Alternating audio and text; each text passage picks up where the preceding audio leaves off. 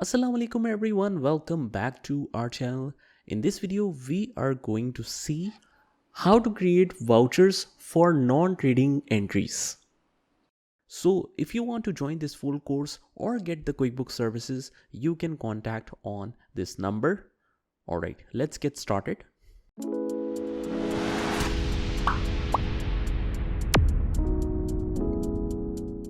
Now similarly, our next transaction is security deposit paid by cash for shop taken on rent, and the amount is 30,000. Now you have the choice, as I told you before, that you can either pass this entry from journal entry or you can do it from write checks. Let's do it from write checks for now. Write checks. Date is 4 January 2018. 4 January 2018. Transaction reference is this. Let's copy this one and paste it right here. Now, as I told you before, don't worry about the caption that mentions expenses, because whatever you will select, it will depend on the nature of it, not the caption itself. Simply you can consider this is what needs to be debited. Means if you purchase an asset by cash, so asset is debit and cash is credit. So anything that is debit should be mentioned here. So security deposit, I guess it's a new account. As soon as I press tab, it shows the message that account is not found. You need to create it. So I'll go in setup and I'll create it as other asset. Now this is not a current asset because it's holded by the owner of the building for long term till the time we leave the office. After that we will get our security refunded, right?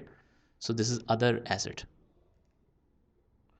Save and close, and amount is 30,000.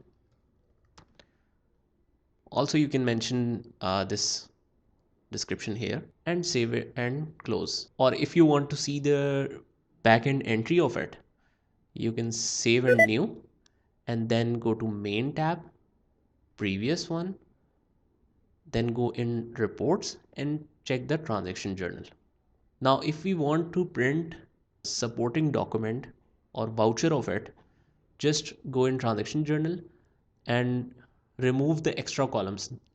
For now we don't need class. So you can see this margins, this dotted line.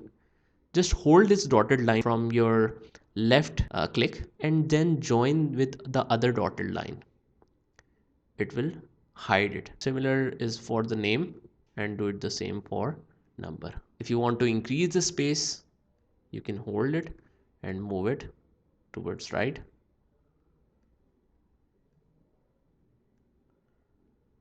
Okay. And if you want to switch the fields, then you will hold the heading or column from the left key in the center of it. You can see this hand. As soon as I click, it grabs the heading caption, and then you can move it anywhere you want. So it will change the column, switch the columns. After that you can just go and print report. You can set it to one page, see the preview of it, and you can simply print. For now I don't need to save this. No, just save and close. So this is how you can set the transaction journal voucher for printing and enter the non-trading transactions. So that's it. I hope you liked the video, and if you did, hit the like button, subscribe to our channel and turn on the notification bell so that you can get notified of all the future videos. This is Saad signing off from today's video. Take care.